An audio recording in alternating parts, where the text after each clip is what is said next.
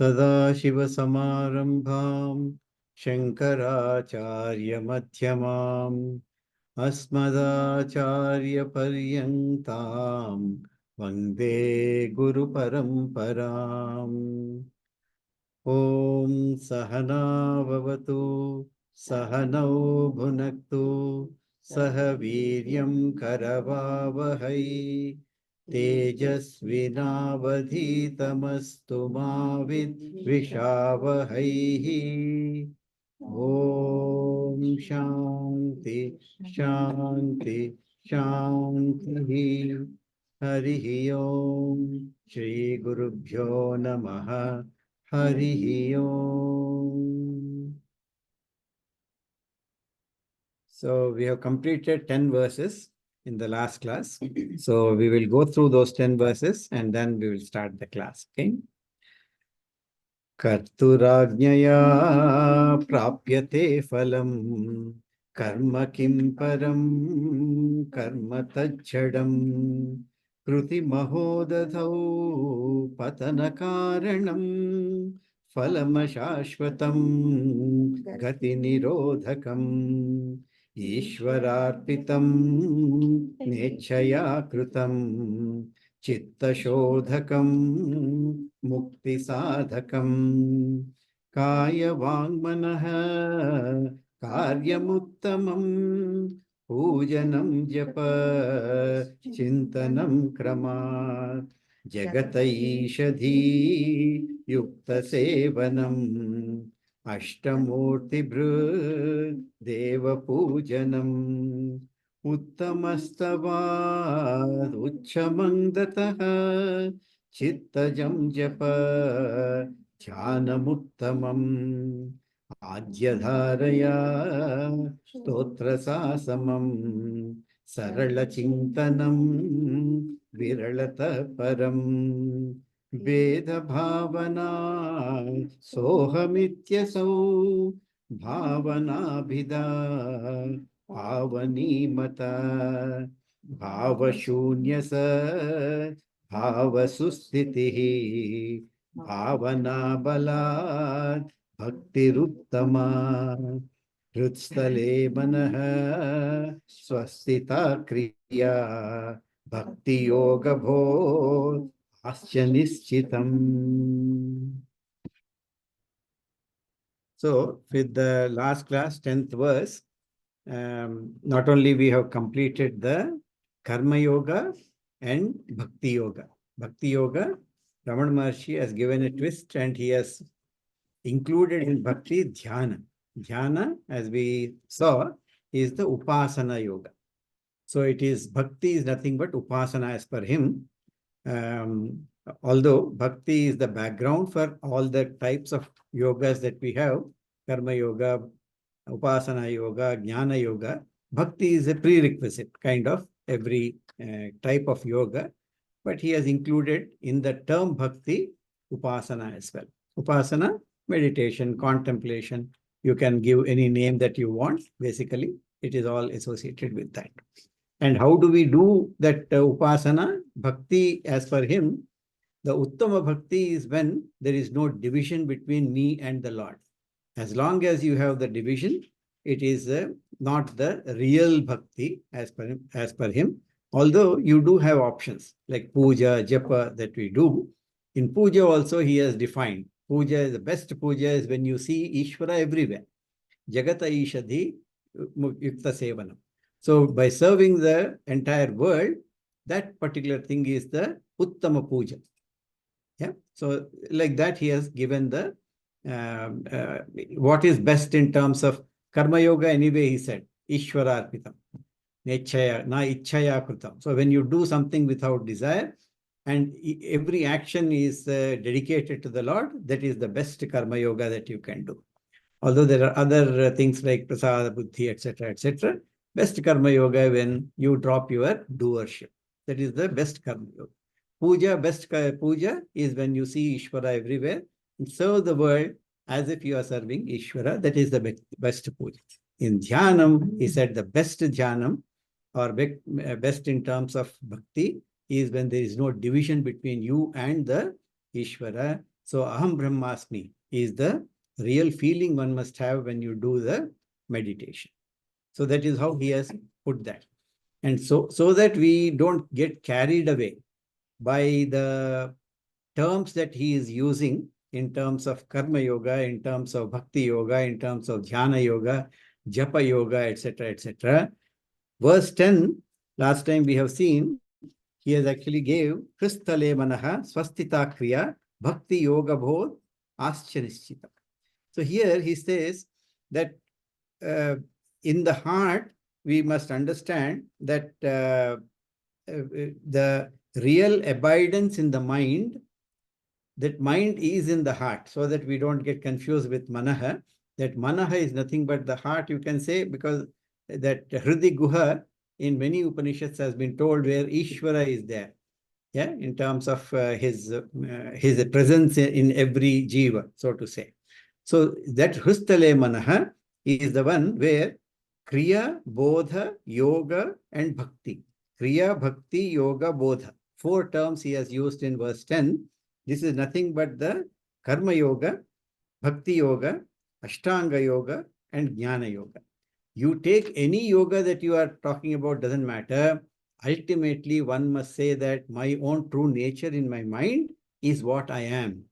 And that particular abidance in that particular fact that I am that, again, Aham Brahmasmi, I am that Ishvara, should be the final conclusion of any path you take. He will be explaining Ashtanga Yoga and this, but even before that, as a 10th verse intermediate, he has used this word to make it clear that the only way one can achieve the mukti or moksha is through this jnana and abidance in oneself, one's own true nature. And what is the true nature? Sat, Chit, Ananta or Ananda. So this is the true nature. One must actually do that. That's why when he says Puja Jagata Ishadhi, Jagata means not only earth, whole universe. Whatever creation is there, we see Ishvara everywhere. So that particular aspect of infinitude of Ishvara, and that Ishvara is none other than me, is the only process that through which you can achieve moksha.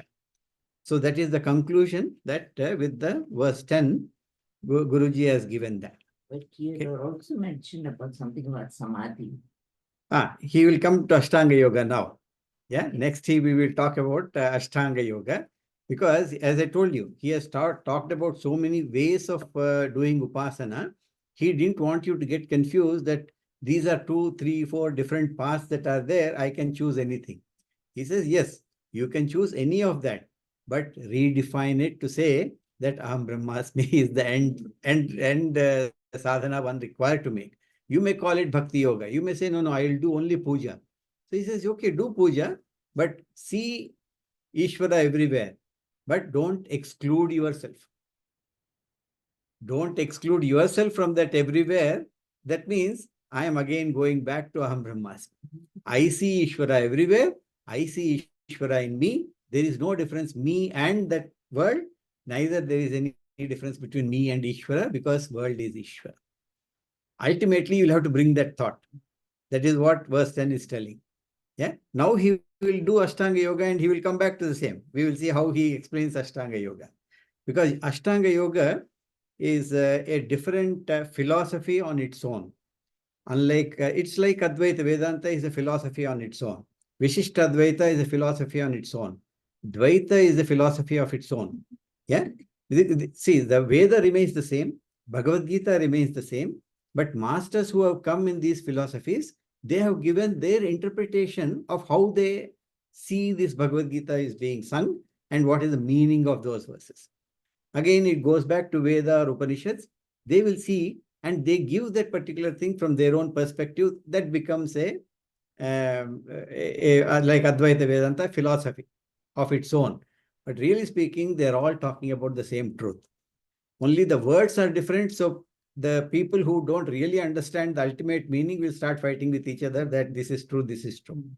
So Ramana Maharshi is putting that to rest, telling that whatever philosophy you take, whatever paddhati you take, whatever sadhana you do, everything must culminate in Shristale Manaha, Swastita Kriya, Bhakti Yoga Bodh, Ascha Nischitam. It has to be determined that abidance in the mind is the only conclusion of any path you take up. Okay. Now, last time we have gone through some of these Ashtanga Yoga, the path of yoga, which is there, eightfold yoga, which is there. Normally, we have seen that yoga means here in the Western world, even in India nowadays, only asana and pranayama becomes the most important aspects or the only aspects of yoga. You do asana, you learn your asanas to put across and control your body. And pranayama, which is meditation, you can say, or the control of the breath, which is there, that becomes the control of the mind, control of the physiological functions that we have in this one. Because prana is nothing but prana, apana, vyana, samana, udana, the 5 airs in the body which control your physiological functions, digestion, excretion, etc., circulation. Yeah, all those, and breath, which we are talking about, and finally any excretion. So the Ashtanga Yoga is part of Patanjali. It is Patanjali Yoga. It is not Advaita Vedanta. Okay. So because Bhagavan Maharshi, he actually talks about Advaita Vedanta. So he has got this, but he has got a twist. Now, Guruji has given the aspects of Ashtanga Yoga in the text. So I am talking about them because he has already given for us to understand. So that there is a clear-cut distinction in our own mind, because this is very popular. The yoga is very, very popular in the society. Now, Modi ji has made it more this one by declaring International Yoga Day, yeah, which is celebrated across the world, and it is good. Nothing wrong with that. But here, what Guruji is telling is that Ashtanga Yoga, this is also called as Raja Yoga. These terms you will be hearing even, yeah, Raja Yoga. Raja Yoga or Ashtanga Yoga are the terms that are used to describe what are the steps for going through one who believes in this philosophy. Okay. So we have seen, first one is called Yama. Yama is kind of a how to harmonize our relation with the others. How do we do that? You require to inculcate certain values in you. For doing that, and what are they? Ahimsa. Ahimsa is non-injury.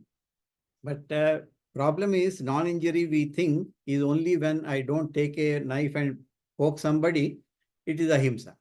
I can tell anything I want with my tongue. I can think anything in my mind, and that is not himsa.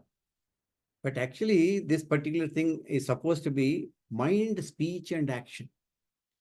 Only when you achieve ahimsa at these 3 levels, if I see somebody, I'm not killing them, but I hurt them with my words, you are doing himsa. Suppose you don't have a choice of even using words because the other person is elder to you or position of power, you cannot really even use the words, then in my mind, I start cursing them. Okay? So even if you do that, it is the same impact it will have on your mind. See, this whole thing is, it is associated with what impact it has. If I kill somebody, not only the other person is impacted, I am impacted. And if I am at the path of this particular thing in terms of reaching the jhana or dharana or samadhi, then I should not be having any such feelings in me because it is actually impacting me and my mind. It is not for others. So ahimsa becomes a very important this one in terms of mind, speech, and action. Every aspect of that, ahimsa should be followed by such person who claims that he is doing Patanjali Ashtanga Yoga. very first thing that he has mentioned is that. Yeah. Yama, Satya, truthfulness. Again, the same thing. What impact it is if I start telling lies? I may get out of that for the situation at the time being and gain something by lying to somebody, but I cannot go back and sleep nicely because this will be poking me. Maybe I don't deserve this because I got this by lying. That will be there in your mind, and that is bad for you when you are on the path of Ashtanga. So truthfulness is given not only here, you will find in Upanishad the text also that Satyam Bruyat, Priyam Bruyat, that particular thing is there in this one, Satyam Eva Jayate, what is there in our Indian emblem, yeah, for this one. So all these aspects which are there, their very importance is given to them because of the impact these behaviors will have on you. That's why Upanishad also you will have this truthfulness or satya, which comes into picture. Other thing is Ashteya. Ashteya means non-stealing or jealousy aspects which is there that you require to bring down. Yeah. And Brahmacharya is the other one. Brahmacharya, normally we take it as yeah, but really speaking, Brahmacharya is Charya is moving around, Brahma is the Brahman. When you move around in Brahman, that becomes Brahmacharya. Moving around Brahman means what? In every aspect I am doing, I actually think about the Brahman. And when I do that, I cannot do something wrong. Brahmacharya becomes and all this, as I told you, is to how to harmonize our relation with others. So if others see that I'm moving around in the Brahman, in all my actions, all my deeds, all my thoughts, then obviously they will also have good sympathy for me, empathy for me, and my relation with others will be good. And when I have such this one, automatically I don't have any tension, stress in my mind with respect to my relations with others. Yeah, so Brahmacharya becomes. And other one is Aparigraha. Aparigraha is the non-hoarding attitude. So don't think that anything I see, I want it in my house. Anything I see, I want it for me. Any action is there, everything is my own. So that hoarding attitude, if it is there, you will get attached to the objects outside, relations outside, so much you will not be able to focus and internalize your vision. Yeah. So these are the 4 aspects which he is told as Yama. Second title is Niyama. Niyama is it is more values for disciplining life and fine-tuning our personality. How do I fine-tune my own personality with respect to do this sadhana in terms of Ashtanga Yoga? What personality I must have in terms of doing that? So in this, he says Saucha. Saucha means cleanliness. Is cleanliness only we are talking about every day taking twice bath? Obviously, that may be required in terms of this one, so that you and others are not disturbed with foul smells. But inner purity and outer cleanliness, both are come under this Saucha aspect of this one. Saucha is first this one which is, and second one is Santosha.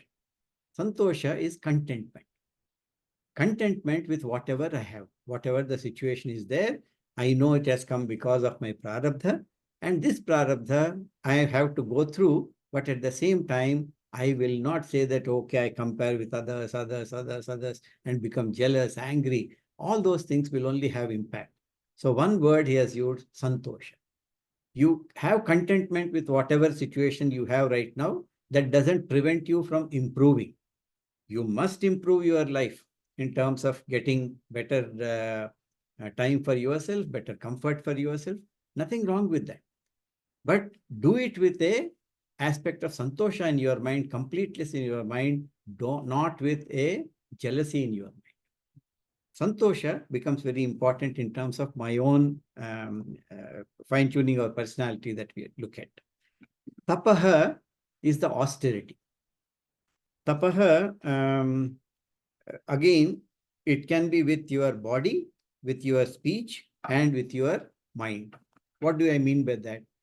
Tapaha is the best definition I come across is the bhoga sankocha.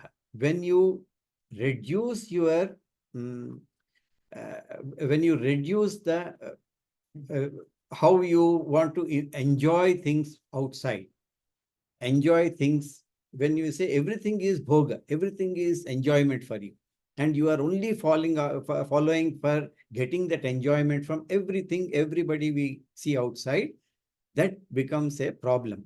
So when you reduce bhoga, that is the best tapa. Not necessarily staying on one leg and standing for 1,000 years like Ravana did, and all those are extremes. Or standing in front of fire for so many hours. Those things can do, maybe people do, we don't know. But really speaking, bhoga sankochaha is again with your own this one. So what we see that is being practiced, again it can be done in terms of your body, speech and mind. Because with these three, you enjoy. By talking very nicely, flowery, everybody praises you, you become, you enjoy that particular feeling that we have in terms of. So we use your tongue to gain bhoga. You use your body to gain bhoga.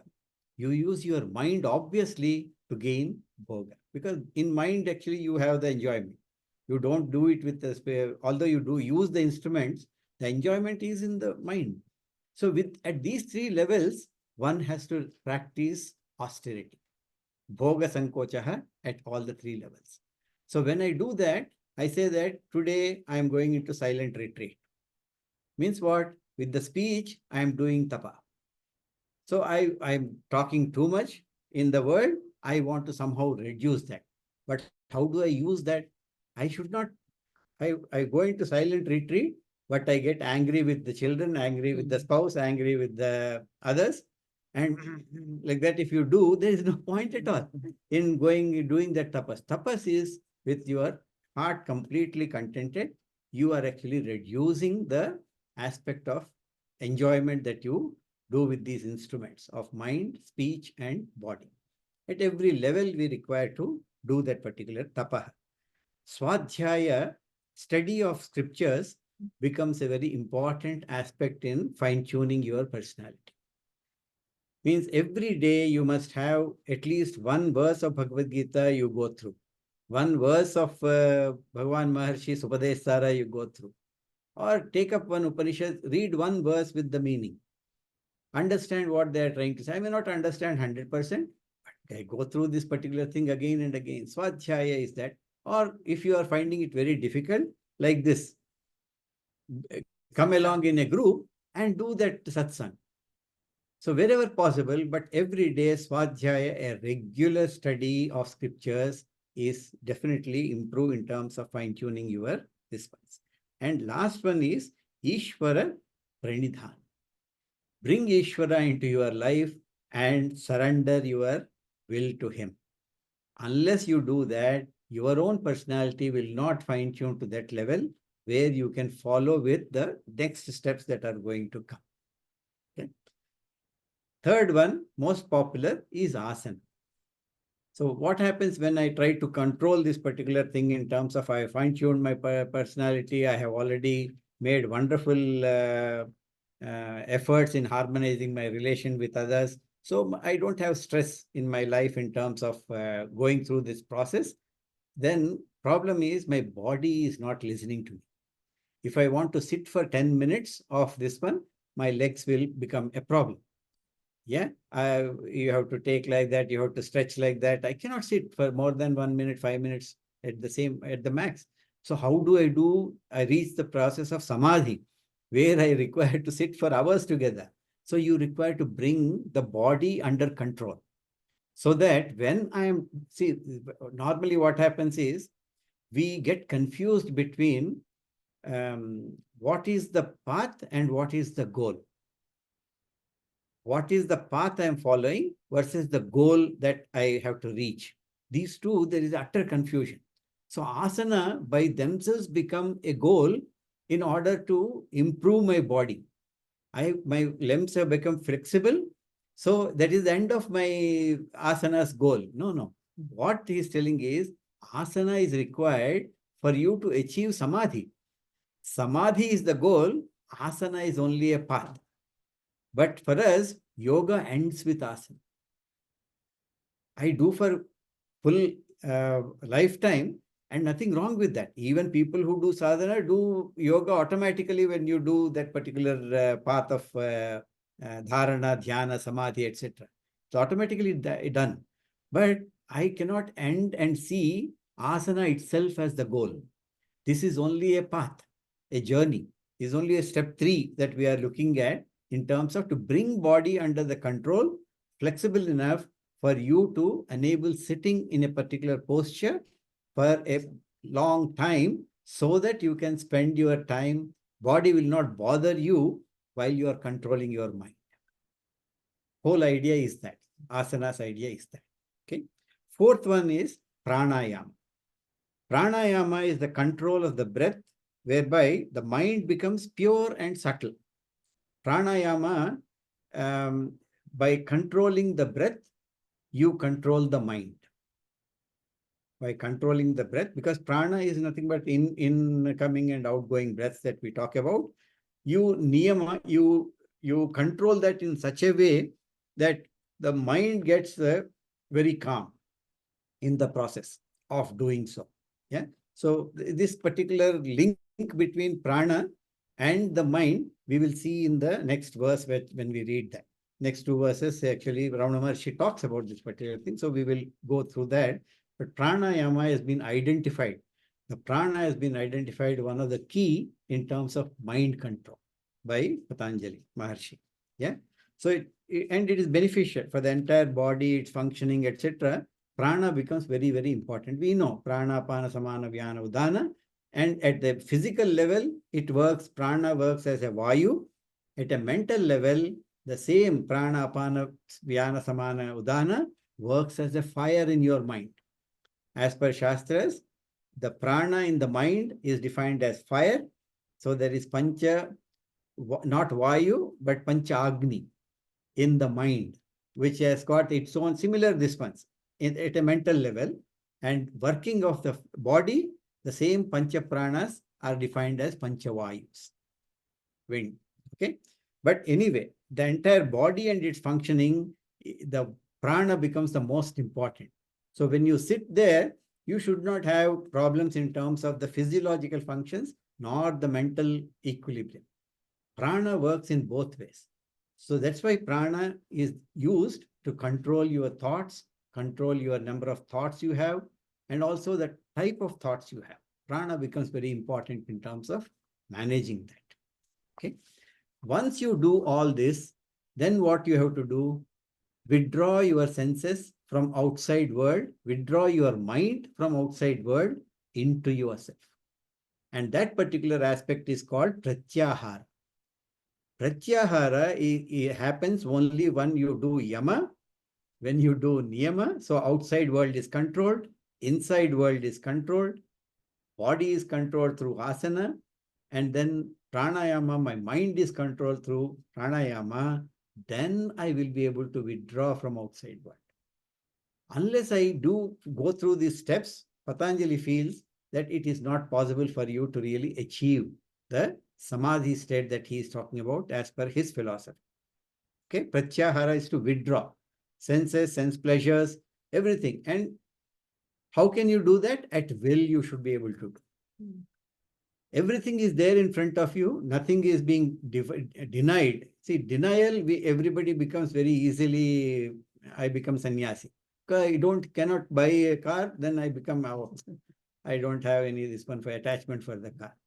Not like that. Everything is there in front of you, but I am able to withdraw from every sense pleasure that is there in the outside world.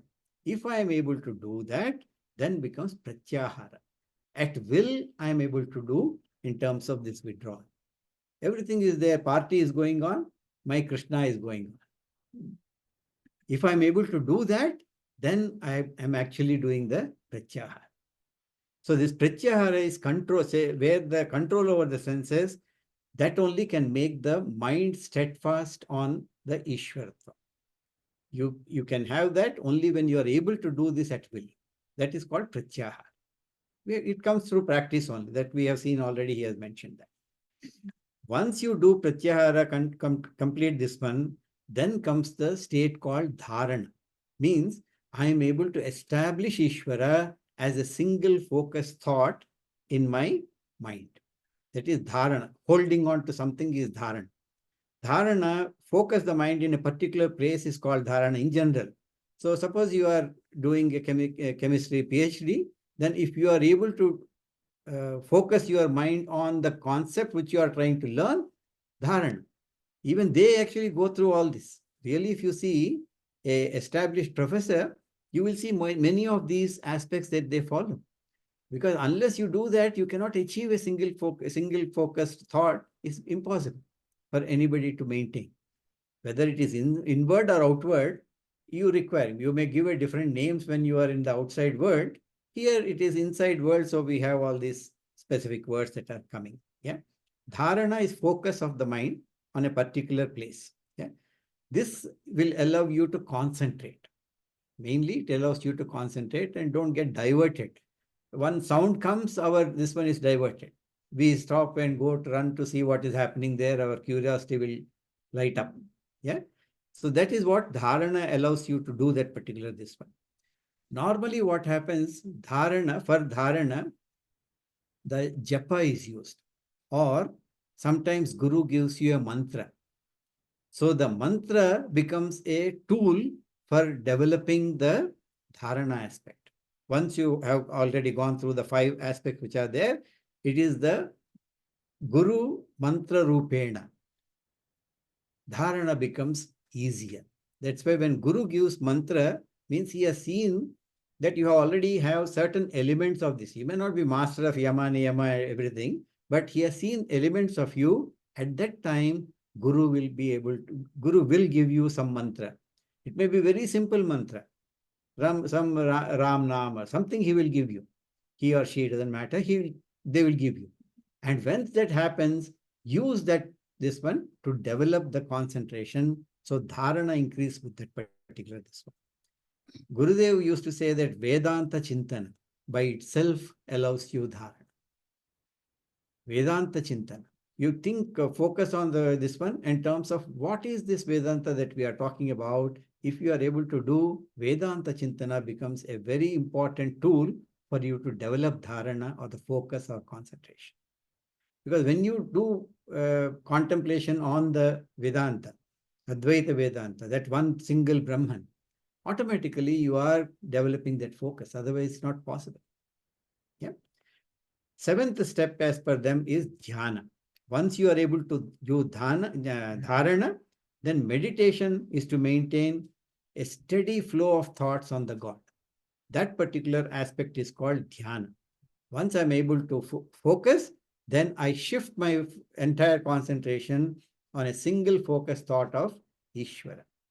When I do that, that becomes the dhyana, steady flow of thought. Ajyadharaya sotrasa samam. So we have seen that. Yeah. How do you focus? That concentration should be there. Continuous focus should be there. How do I have that?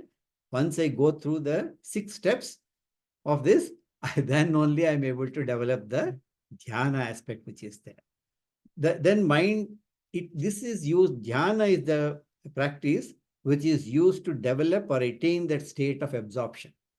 What we talked about in the previous verse, Hristale Manaha Swastita Kriya, that particular thing is Hristale Mana Swastita. I'm able to develop that kind of an absorption after going to all these 6 steps and do dhyana by focusing on Ishvara.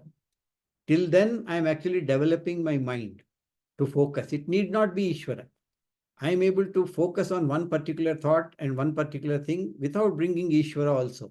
But that will turn into dhyana only when I turn that absorption in terms of single thought on Ishvara. When I do that, God, you can call it any, it doesn't matter. That is where the state of absorption is achieved. That will in turn lead to the final step, which he talks about is samadhi. Now, samadhi is, as per yoga, it is total cessation of thoughts. Okay, as per samadhi, Ashtanga yoga, total cessation of thought is actually called as samadhi, when you have 0 thoughts. Shankaracharya agreed with many of that. Why I am telling? Because we are learning Advaita Vedanta as per Shankaracharya in Chinmaya Mission. Correct? There are few differences what we are looking at in terms of the Ashtanga Yoga and Advaita Vedanta. It is not here, but I wanted to add that bit from my side. When you see this Yama, Niyama, 5 aspects of Saucha, etc., which are there, this actually Patanjali has given a similar things what Shankaracharya has given in terms of his, this one in terms of the steps that we require to follow. When you will see similarities once I mentioned that. So when we say sadhana chatushtayam is the path for us, this ashtanga what we are talking about sadhana chatushtayam. You will see in sadhana chatushtayam discrimination becomes important for us. Viveka, vairagya. Vairagya becomes, dispassion becomes an important development that we require to do. But how do we develop that particular thing? Again, if you go through this list of Ashtanga Yoga, Yama and Niyama, is nothing but that. You require to all that to develop that particular this one. In different terminology, it is more clear in terms of this ahimsa, you do that, satya, you do that, asya, you do that, etc. There it says develop vairagya. So that particular developing vairagya requires many of this. It cannot happen just like that. Yeah. So, and third one, very important, mental inclinations like niyama. He said, there it is said sama, dama, uparati, titiksha, shraddha, samadhan. These are the mental inclinations one required to follow to develop your personality. There also uparati means withdrawal. We have seen here withdrawal. Pratyahara is required in terms of that. But how do I develop that pratyahara? By developing this niyama. I require to have discipline in my life. Outer cleanliness, inner cleanliness, whatever we are talking about, santosha, swadhyaya, this is nothing but discipline. And when you have discipline only, you can actually withdraw from this one. So uparati is there, titiksha is there. So here it talks about tapaha, austerity. Means what? Bhoga sankochaha. Tapaha, there also we have. So titiksha is nothing but that ability to withstand the pain. What pain? Pain of withdrawal, pain of tapaha. So really speaking, they talk about the same, different words. Okay. So we have that in terms of mumukshutvam. You have there, the Shankaracharya added a additional thing telling that you should have a intense desire for liberty. Intense desire for moksha is a prerequisite as per Shankaracharya in Advaita Vedanta. Yeah, it may not come here because this is more in terms of what physically I am doing. Yeah, but there you have a broader scope in terms of trying to do. But again, if I have to develop that mumukshutvam, what all things are there? He says that Ishvara Pranidhana. He mentioned here, really speaking. So same terms, but different words are used. So really speaking, and Shravana. Shravana is nothing but Swadhyaya, study of scripture. Mananam, contemplation. There comes to Dharan and Dhyana. So everything is same, terminology is different. Where Shankaracharya disagrees with yoga then, he disagrees with yoga in only one thing. Here he says total cessation of thoughts is the path of samadhi. That is the state of samadhi. As per, he says, not total cessation of mind, a single thought of akhanda brahmakara vritti is what Shankaracharya says, and that is the difference between Advaita Vedanta and this one. So this is very, very technical and subtle. Really doesn't matter. If you are able to achieve samadhi even as the total cessation of mind, we are talking of cessation of mind from the perspective of my mind, I am holding, and whom I am holding, that Ishvara who is different from. My mind is not there, Ishvara is there. So mind is not there, Ishvara is there, is what Patanjali is telling. So there is no mind. Mind total cessation. Thoughts is nothing but mind. Zero mind, total Ishvara, Samadhi. What Shankaracharya says, no, don't say total mind is not there. One single thought of Akhandakara. And how it is? It is not, again, remember, absorption means there is no difference between me and that Khandakara vritti. Don't say that there is one single thought of this one, I am here thinking about. No, no, no. You are that. Aham Brahmasmi at that particular thing is Samadhi, as per Advaita Veda. Side topic, doesn't matter really. But when we hear these terms, we should not get confused as to what path we are talking about, what others are talking about. Oh, they are completely different. Nothing like that. Are there people who just believe in Patanjali? Oh, yoga? many people are there. Mm, You are Just going to that yoga. In India, You should be in believing. India, No, that's true. Yoga is, Yeah. No, there are people who compared to There are people who believe. entire different interpretations. Nowadays, it has so come down a bit. Nowadays, it has come down a bit because there are no proper gurus who to take through all the 8 steps in that particular way. Neither students have time to give to that guru who is ready to take you as well. Because you have life of your own, you have job of your own, you have family of your own. Where will I go and spend so much time? Even from young age, we are pushing children into kindergartens. No time at all for anybody, for any of this. You require to practice all this and live that particular and life. most Yeah. of them are concentrating only on the yoga part. Yeah. You know, the Here, asanas, here. like you said. Yeah, asana, maximum on pranayama. Mm. At the max pranayama, we go about in terms of doing. Even here now, they have aerobic yoga, they have Hot yoga. Those are not the actual yogas, but they have just kind It's of, all you know, commercialized. yeah. And a lot of people like that because in 2 minutes, they sweat, they do everything. Oh, I feel good. Mhm. At least they know the name of yoga. That's true. 4 letters. Yeah. That's a big thing. Yeah. From where we began. Okay, we'll proceed with the chapter in terms of verse 11. How can I get this book? It is, maybe it is Can I there. buy? Yeah, Maybe I'll buy it. Indraji, so you can check Oh, with her. Indraji, okay. You can tell her, I can, Okay. otherwise I will talk to her and get it to keep it. Yeah. While we had anyway, we might be here that time. I won't be She here. may not be there. Yeah. I will ask Yeah. her and I will keep it. While we I will are give it to you. Hello, hello. I would like, I'm Mohini here. I would like to add, I have one extra copy. Whosoever needs, I have one extra. Awesome, Oh, okay. awesome. Okay. I'll just donate to the. Okay, ashram. okay. Thank you. Thanks. I'll check. I might have once. I have the Gyan Sara, 2 copies. With my So parents. how will she get it here? She's coming for the chanting, With chanting. Mohini, for That's Mohini. Next Saturday Sundarkand from part. Sun- Mhm. Are you coming for Sundarkand is a question, Mohini ji? Yeah. On When is 20th, it? we have Sundarkand part in the ashram. I think we are going. Industrial painting is likely, but we'll confirm next week. Okay, we can confirm next week. Our house is getting painted. Okay, So okay, if he is done, then we will be, he comes on weekends. okay. Depends on the time, we will let you know. Okay, Yes. Yeah. all right.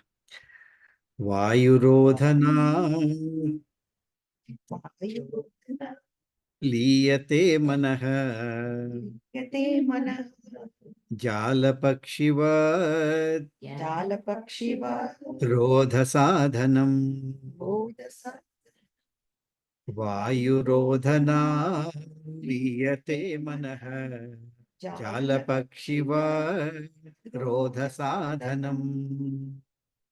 So here obviously Ramana Maharshi is giving his own twist as to what is yoga. So he has now put yama, niyama, asana, all 3 steps he has taken as a prerequisite. You don't come to his class without going through that. You're already Take it got a that way. degree. Yeah, okay. Take it that way. Yeah. So these are, you have already passed the high school for you to enter into the college. Let us say that. So he is starting, only thing he says is pranayama. And not only brings in pranayama, he brings in pranayama with a twist. This is telling, we will see. Vayu rodhana, by restraint of the vayu. Vayu is the prana vayu, the incoming breath and outgoing breath, by controlling them. Rodhana is control. Yeah, rodhana is not crying. Hmm. Normally, sometimes we think Yeah, we like that. think. Vayu rodhana is controlling the vayu, controlling the incoming breath and outgoing breath. That particular thing when you do, the liyate manah. Liyatam is absorption. Absorption of the mind happens through control of the wind or the vayu. That is what the first line is telling you. Vayu rodhanat, by restraint of the prana, manaha liyate, gets absorbed, is dissolved, rather than mind gets dissolved, is what is being told. How? He gives an example. Jala pakshivat rodha sadhan. By these hunters who are there, they used to, when now they may be doing it, I don't know, they put net across with small grains in the forest area, where the birds will come and get entangled in this one. Yeah. So the Vayu Rodhana is like a net you are putting in, and the thoughts are like the birds, they get caught in that. So temporarily, when you are practicing this pranayama, what happens is the thoughts get controlled, like birds get controlled with this net. So he's telling that Jala Pakshivat Rodha Sadhan. So the means of checking, how do you control that bird from flying here and there? Even if you want to catch a bird, you saw that bird is having some problem, you want to help, but bird doesn't come to you, it will just go here and there, difficult to control. So what you do, you put a net, let it come there, and you do your whatever you have to help, and you release it, it will go back again. So similarly here, by doing pranayama, you control the bird like mind or thoughts temporarily, and once the net is removed, birds are flying back again. Your thoughts will fly back again. It will not stop as such. So that is a kind of an example that Ramana Maharshi is giving here. So by restraint of the pranas or breathing, the mind becomes absorbed. Because we have seen that absorption of the mind, Pristale Manaha, he is telling. So you can ask, well, how can I control that? How can I have that absorption of mind? Use pranayama. Pranayama you use, that restraint of pranas or breathing, the mind becomes absorbed.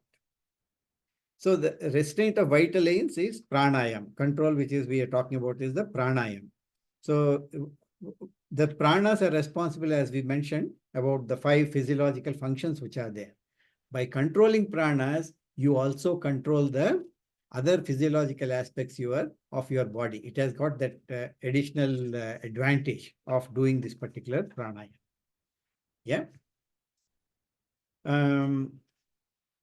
The question might come as to why pranayama will allow me to control my mind.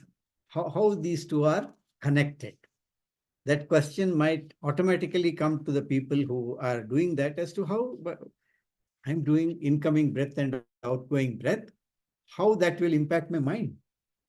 So that if that question comes to somebody, he will answer in the next, this one that comes through.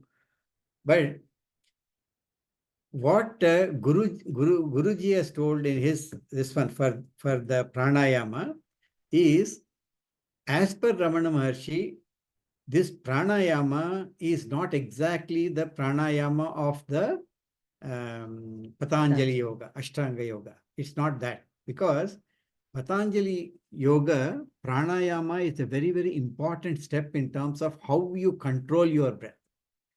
How you control your breath, there is 3 aspects to our breath. First one is called Puraka. Puraka is the inhalation. Yeah.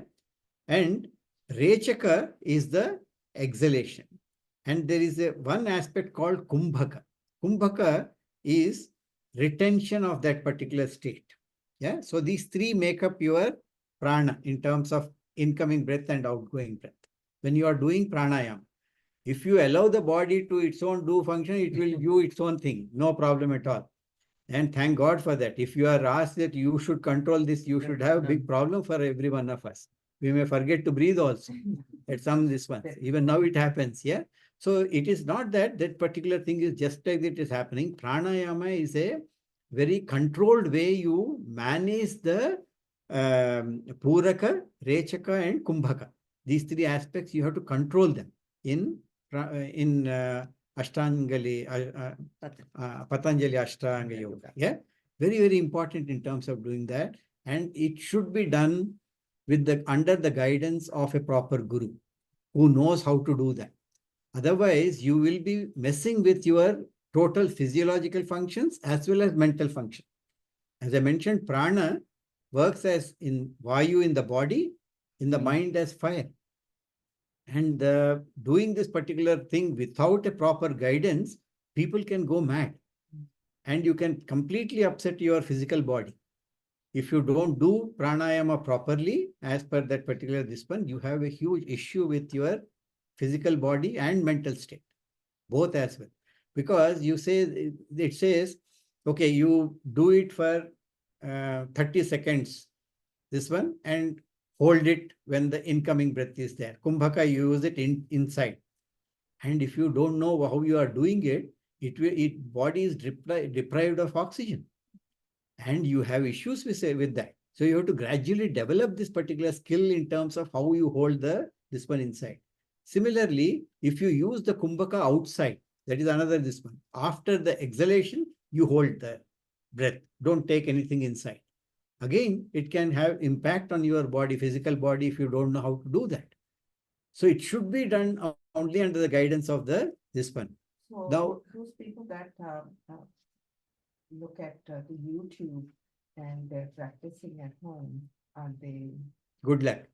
really? I had Yeah. a cousin who was 27 years old. She died. I should She, warn- yeah, pranayama, they say that is one of the reasons. Reasons, Yeah, yeah. because she, I should warn, I know couple of people that are Yeah. quite intensely been doing it for a very long time through just the YouTube. Let them do that. Huh? You Don't have to warn first- We will not, because we don't exactly know. What we are telling is it can be dangerous. Yeah, like Okay. simple words you can use. to Maybe you help can, them. yeah. But it all Maybe you depends- can, Not too yeah. much. it all depends on YouTube too. I mean, maybe what they are doing is the right one too. They have to find out themselves Well, if it's the correct Okay. way or not. yeah, Okay, okay. listen to Come them. back, come Sorry. back, come back. Yeah. So this particular thing becomes a factor in terms of doing this particular activity Mhm. in a proper way. Yeah. What Guruji says is, here Ramana Maharshi brings in a twist. He says, don't do kumbhaka, rechaka, puraka, and etc., etc., etc. He says, do only prana vikshan. So you only observe your breath. Very natural thing, what is happening.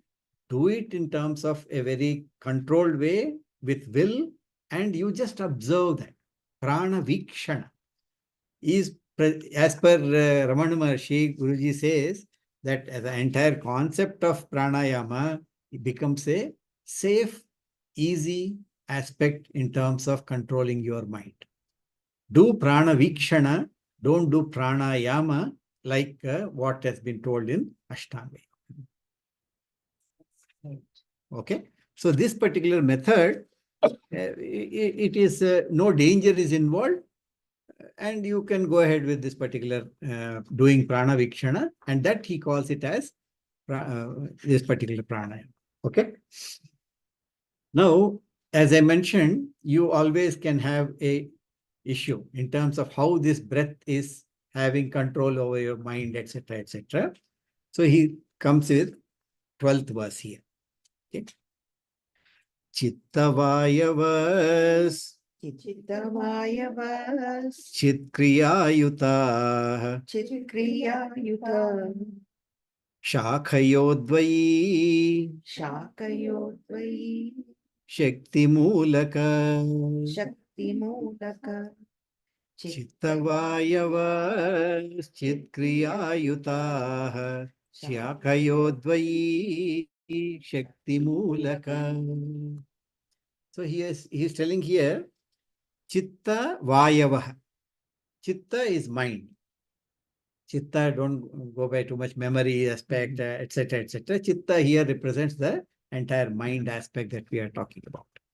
Vayavaha, when we say, is the vital air. So this is the question. How the vital air control is, I am able to control the mind. So it's Chitta and Vayavaha, Chit Kriya Yutaha. Chit and Kriya. Chit is the awareness aspect, consciousness aspect, or the knowledge aspect. We know that. Sat Chit Ananda. So Chit aspect is the knowledge aspect, or the awareness, consciousness aspect, which is there, is endowed with this Chit and Kriya, activating force. So prana has giving the activating force, that we know. Prana means activity. It is able, you are able to do activity because of the prana which is there. We know that already. And Chit, the mind, is more related to the knowledge. Nothing earth-shattering here. He is just quoting the fact here, correct? He says, Shakhayodvai. These are like two branches of a tree, where Shakti Mulaka, the root cause, remains the same. This requires a bit explanation, obviously. Yeah. So here we are talking about that mind and vital airs two are there, and they have certain characteristics associated with them. Mind is associated with the knowledge or jnana. If you want to gain some knowledge, mind is required. If you want to do some activity outside, action outside, it requires the prana. Without prana, activity is not possible. Without mind, jnana is not possible. So, but he says these two are just like a same two branches of the tree. Means what? When a seed is put in the ground, for example, and you pour water in that particular this one and take care of nourishment, etc. First thing seed does is to have the root system develop. Once the root system becomes strong enough, then the shoot comes out of that, comes out of this one, and that grows into the tree, and it goes into different branches. Now, without that root which is there, the entire tree is not possible. The first thing is that root gives the required nourishment. How many ever branches are there, each one of them are sustained by the same nourishment of the root below. So Shakha, so this is an example that he is bringing out. He's telling that Chitta and Vayava have the same root. Because they are having the same root, one thing happens on this branch, the other branch also get affected.